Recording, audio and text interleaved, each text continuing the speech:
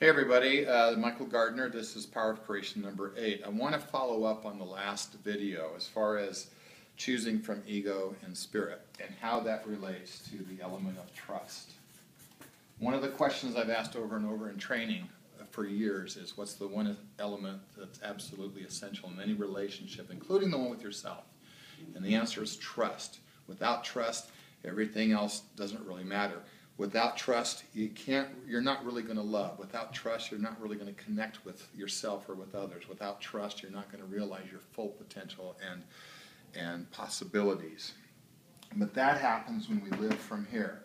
But here's the challenge of that. We have given so much power to our ego mind. Now the brain has its function, it has a purpose, which is to store information, but we've given so much power to it that we've allowed it to control us in the decisions that we make. And both of these elements, the ego and the spirit, have the element of being in them. The ego will allow you to be. The spirit allows you to be. But the ego puts something behind that be. It'll say, be reasonable.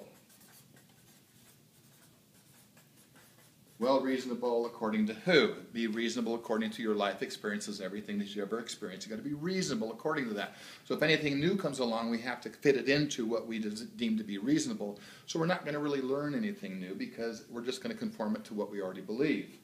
Be logical. Why? Because we don't want to look foolish. We don't want to look stupid. Remember the don't wants. Be realistic. Well, again, what is the reality? The reality is based on what we've experienced in life and the beliefs that we have created out of the life experiences. So from that place, are we going to learn anything new? No, it's impossible because we've got all of this compartmentalized, and anything new that comes in, we're going to have to cram it in there and make it all fit so it conforms to what we already think we know. That way we get to be right about life and how life is.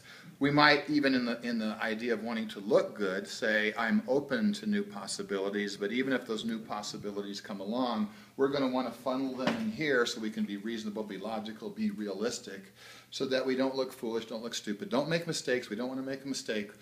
We don't want to seem dumb. We don't want to feel dumb. And all these don't wants play into this. So we just comport them and we can confine them to this space. Now here comes along something that we feel inside in our spiritual self. And a lot of times it defies any one of these beings that we have developed as far as being realistic, logical, and reasonable. And when that happens, it's sometimes deemed as unreasonable. But you look at history and the people that were the movers and the shakers, most of them did the unreasonable. It wasn't logical. They don't erect statues to people that were reasonable. They don't erect statues to people that played it safe. We revere the people who took risks. We revere the people who went out, followed their heart, and they created miracles.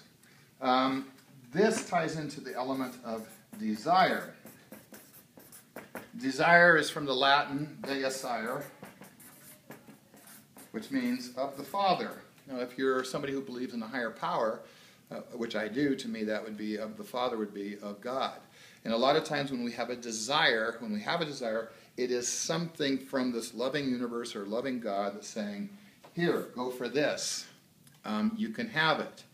And this is where trust comes in, because when we have something that we want from up here, we want to make sure it's reasonable and realistic. So we have to plan out our steps along the way, make sure that there is no mistakes possible before we'll even start any journey, because we want to have a guaranteed outcome.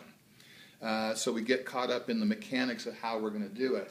Here, in the element of deicere, or desire, a lot of times we don't know how we're going to do it, and that's where it's an element of trust. It's kind of like Indiana Jones in the Temple of Doom, where he got to that big chasm before he was going to go into the cave where the Holy Grail was, but there was nothing there. And he had to take that step of faith where he saw nothing, and when he took that step, there was a path there, but he would not have known it had he not taken that step. Well, that's how we develop trust. We get something inside of us that seems unreasonable, illogical, unrealistic, and the spiritual side of us takes a look at our reality and says, I recognize that's the reality that I have so far, but I'm open to the possibility that what I believe and what my reality is not necessarily true. And we open ourselves up to take those first steps. And along the way, that's how we develop trust. We take that first step. And when we take that first step, a lot of times, I've seen this happen over and over again, we see things that we would not have seen before. By standing on the ledge, we don't see anything new. We only see what our perception says, and says either we're going to get hurt, we're going to make a mistake, we're going to fail, we're going to fall. But when we start to follow and learn to trust this, we take that first step of faith, and every step we take, that's where we start to see a bigger picture, a broader picture, and we start to see that maybe what we thought was realistic, what we thought was reasonable, is simply beliefs that hold us back from getting what we want. And the more we do it, that's how we develop the trust. Trust in ourselves, trust in the connection to the universe or God, whatever you want to call it. And from there, that's how we find not only joy and fulfillment, but we learn that as we take those steps of trust, that's where we find peace, because we feel ourselves being led, divinely led even, every step of the way. Here, when we live here, there's a lot of turmoil, there's a lot of conflict, because even if, as much as we try to live in the area of reasonable and realistic, it's really tough to deny that element of spirit that we feel. And as much as we try to bury it, as much as we try to put it aside, as much as we try to ignore it, it doesn't seem to go away, and we don't quite feel that sense of peace. We don't feel that sense of fulfillment that we feel.